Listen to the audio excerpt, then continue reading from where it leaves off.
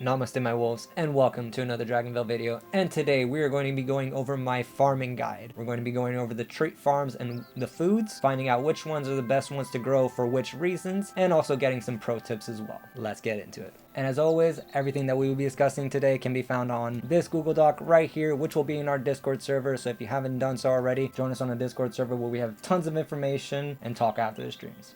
So first, as you can see from this Google Doc, you can grow certain foods once you reach certain levels of your trait farm.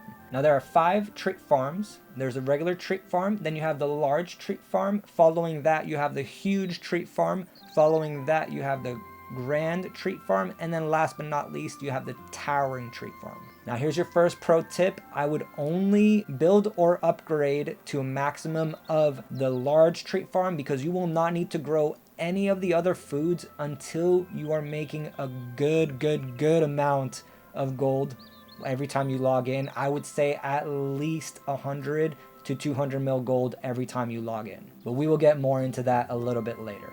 Now speaking of levels, your park level, which is at the top left, will also impact the amount of trait farms you can have, which impacts you during the first few levels of the game. At level 1, you can have 1 trait farm. At level 2, you can have 2. At level 5, you can have 3. At level 7, you can have 4. At level 11, you can have 5. At level 13, you can have 6. At level 16, you can have 7. At level 19, you can have 8. At level 22, you can have 9. At level 25, you can have 10. And at level 28, you can max out and have 11 plus, which the total you can have is 13. You can have 12 regular ones, which are right here growing food right now, and then you can have this one right here, which is an extra one that you can get from one of the events. And here's our next pro tip. I've only seen this pop up for one of the events, so if you do see it pop up, I would try to get it during that event because it only will come maybe once or twice a year, so you will have to wait for it. And now let's get into the foods and see which ones are going to be the best ones for certain reasons. If you look at the Google Doc right here, I have highlighted the 3 main ones that you will want to focus on and pay attention to.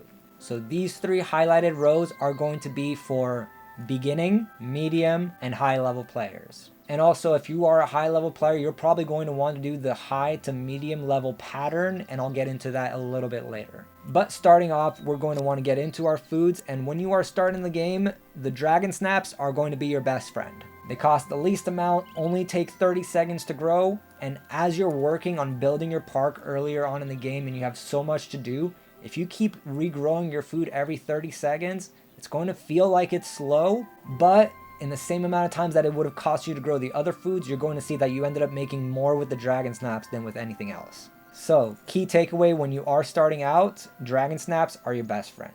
Next, when you get to your large trait farm, which you will want to upgrade your large trait farms whenever you can, but you don't have to right away. But when you get to large trait farms, this is what they're going to help you for. Your large trait farms are going to be whenever you need to get away from the game for 2 hours or 6 hours, and you have a good amount of gold left over to be able to do this. But again, those 2 are only if you can't check your game, you have extra gold left over, and you want to grow a good amount of food so that when you come back, you have more to do. But again, the blushrooms and the pumper melons, to be quite honest, I don't use them that much on my alt account. Even when I was building it up, I mainly did the dragon snaps, and even if I did come back a few hours later, I was perfectly happy with the dragon snaps because I knew that I had a lot of gold to play with as well. So find out what works best for you. Next, now this is for the medium level players. If you're coming back to your park and you see that you are collecting over 1 million every time, and I mean continuously throughout the day, you're coming back to your park and you collect about 1 million to 800,000 or so, this is when you take your next step up.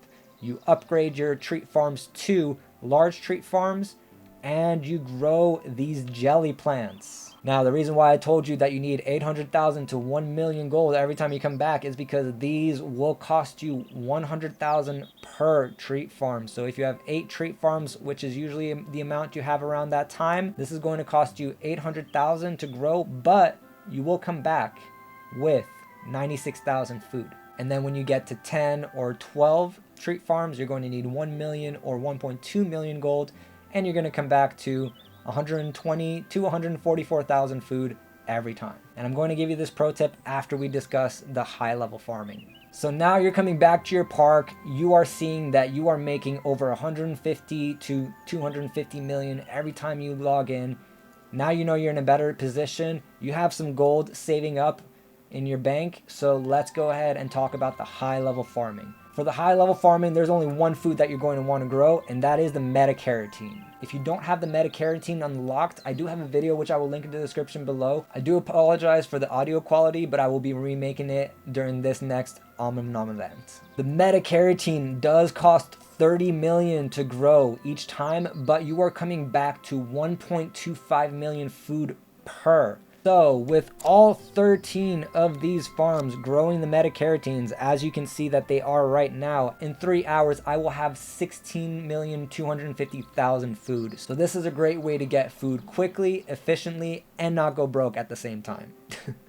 And now to go over the medium to high level pro tip. So when you are at this level, what you're going to want to do is you're going to want to cycle back and forth between the Meta-Carotene and the jelly plants. As you can see, my bank right now is at 1.3 billion. Whenever I see it drop below 1 billion is when I'll switch over to my jelly plants, and I will keep growing those as I'm growing my bank. When it gets up to past 3 billion or 4 billion, depending on how I'm feeling, that's when I'll go back to the Meta-Carotene and I'll keep growing those again. Now I will break that rule if we are in the middle of an event and I do need a lot more food because I'm spending a lot of food during that event. That is the only time I will break that rule, but besides that, I do keep myself on a rigorous schedule. Leveling your dragons is the most important thing, especially when it comes to just leveling up your park, getting new dragons, and having better breeding odds as well. So the way you grow your food really makes an impact on your overall growth in the game. And there we have it, my friends. Thank you for tuning into my farming guide. I hope this video helps, and I hope you see a great change in not only your leveling and your gameplay experience, but also your bank. If you have any other guides or videos that you would like me to make on certain contents, please tell me in the description below and I will get to it as quickly as I can. If you haven't done so already, join us on the Discord server, which I will link in the description below, where we share breeding hints, talk after the stream, share our friend ideas to breed with as many dragons as possible, and just overall share that positivity and good vibes. Twitch link below, where we stream meditation and gaming every day of the week. And as always, it has been a pleasure. I will see you in the next video. Namaste.